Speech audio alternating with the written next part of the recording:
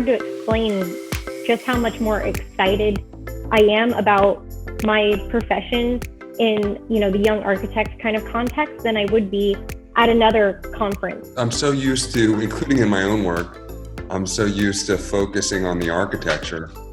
And the event was kind of refreshing because it was focused on the architect.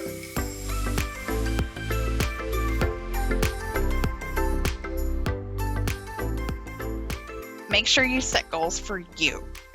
They may benefit your company as well, but take the wheel and take ownership of your career. Make sure you go with your gut. Consider the input. If you are putting in more than your fair share, try to find a way to communicate your concerns with solutions to management, and don't build resentment. Make sure you are authentic and being true to yourself the whole time. And yes, sometimes we all have to suck it up and just do something that we don't want to do, but make sure you know your boundaries and your limits there. Keep in mind that sometimes great jobs don't stay great. Things just change.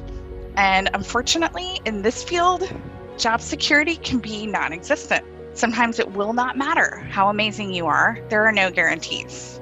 Layoffs have resulted in new companies, so many successes. Keep in mind that failure is a part of this process. Transitions are going to be messy, and you can't skip that part.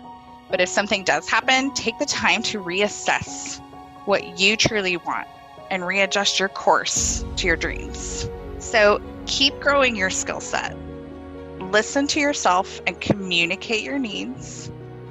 Be a team player within your limits, and never stop caring and invest in yourself.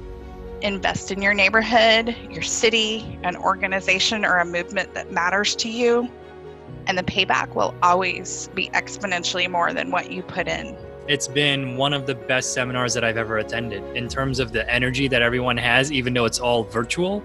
I'm really surprised that it came across this way. Everybody's so engaged and everyone's sharing all of the things that they want to share. And that vulnerability is something that you never find at an actual national level conference.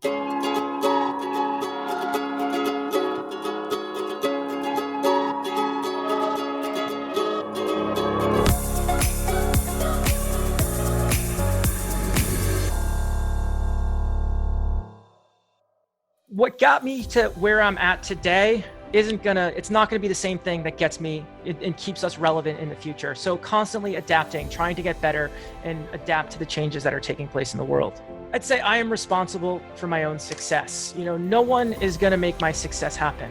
I've learned sometimes people think that, if I could just get a job with this one employer, or I could land this one client, everything's gonna be great. I'm gonna get discovered and it's all gonna take off and everything's gonna be great. And it doesn't really work that way.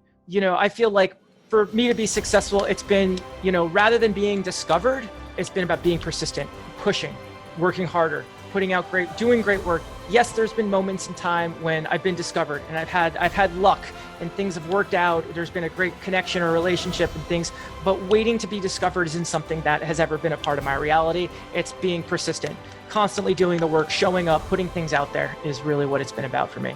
And then I'm living my own life, not someone else's. Melody talked a little bit about this earlier today in her keynote. I create my own standards for myself.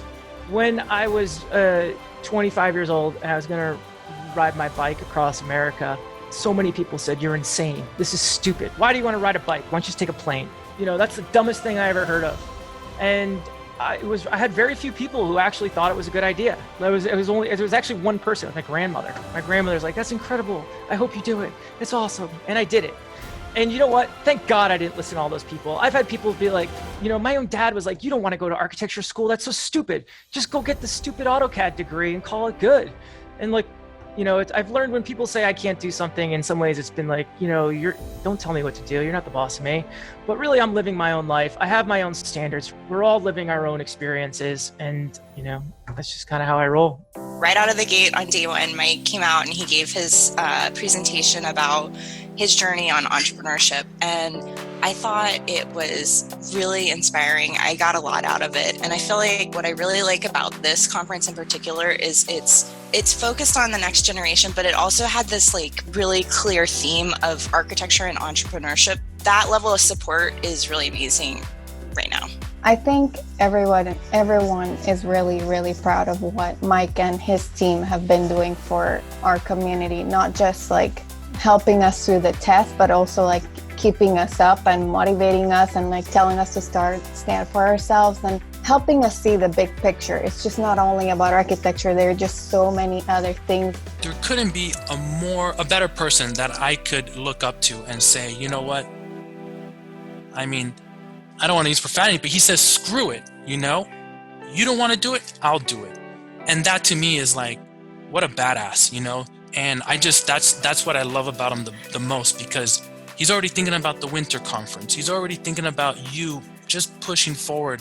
You fail or pass, you're moving forward. So that's the mindset that I love that he's created, to say, hey man, keep going, never quit.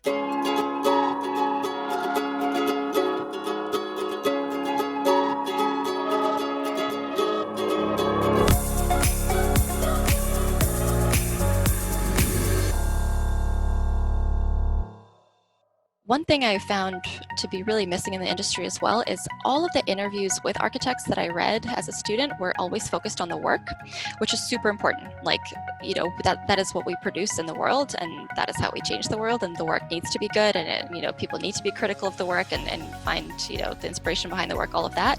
But I found that there was a second half that was missing, which was really getting to know the people behind the work. So I found those kinds of interviews that are really human, that you know, go beyond, that go into personal history and people's thoughts on various things, to be missing. And I read a lot of magazines growing up with women, you know, like Vogue and 17 and Teen Vogue and all of that stuff. And none of the women I read about were architects. And I wish, you know, I was an architect, and so I wish I had seen some of that. Anyway, so the interviews on madamarchitect.org are really meant to be like this human look at the entirety of their lives, not just the work that they do. It was also important to me not to ask these women, like, what is it like to be a woman in the field? Like, what do you think of the status of women in the field? Because we all know, it's nothing new. So I just really asked them about their life and their work, and I try to treat them as an architect, not as a female architect, even though the platform is dedicated only to female architects. Whenever we do launch something new, or whenever we think about something new, we think about what doesn't exist yet. Like, you know, what kind of content doesn't exist yet? What do people not focus on? I would say, I love that all of this is called Young Architect, because I feel like in the industry at large, young people are not a focus. You know, we're meant to pay our dues and hit our stride when we're 50. And like, I just don't agree with any of that. So one of the series we launched is Next Gen, and that is interviewing students and recent graduates who are so inspiring, so full of energy and optimism and amazing ideas and fresh ideas. And like, they're the ones we need to be looking to when talking about the future of the industry, as everyone is kind of doing now based on all kinds of things that are happening all over. So yeah, we hope to continue to keep growing, to keep launching new content, to find amazing people that are really under the radar, to find amazing people that are now students that are going to be the next, you know, I don't know, Paul Keskes and the next Sidney Franklin and stuff. This is the perfect platform, and all of the attendees and all of the speakers have kind of been on that same wavelength and just wanting to support others. And that's why I find so much value in this, is that it really is your peers teaching you and supporting you and giving you the guidance so that you have the tools to then achieve your own dreams. This is a movement. Like, we are a community of people who are moving forward, and it's about supporting each other and lifting each other up. And it's not about like one person getting it, but it's like all of us are rising together.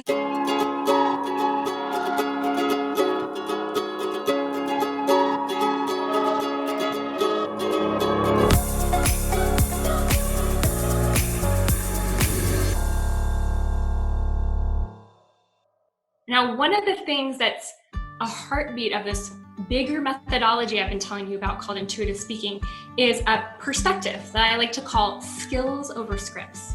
Now, scripts can be useful sometimes, and you may lean toward scripted or less scripted speaking, and that's perfectly fine. But scripts without the skill set to back it up means that you've got the steps without the instinct. And I'm really passionate about helping you grow your instinct. Because when you have the skill, whether or not you're scripted, it means that if anything happens or changes or you get thrown a curveball by the audience, you always know what to do next because you're flexible and you're adaptable. So when you think about skill building with speaking, I want you to think about freedom, because that's what it's all about. And I want you to have freedom every time that you speak. And today's session is focused on a really specific skill. And it's about how to make your ideas irresistible. That is a learnable skill, and that is a repeatable skill. What I got from just all the presenters is just being open to the other opportunities. And when, you know, those opportunities may not be presenting themselves, find your own passion and make that the opportunity. It's going to be amazing what Young Architect is going to do for the future generation, as well as so exciting to see how his community is going to push forward and push the limits of the idea of traditional architecture and where our profession can go and what it can become even.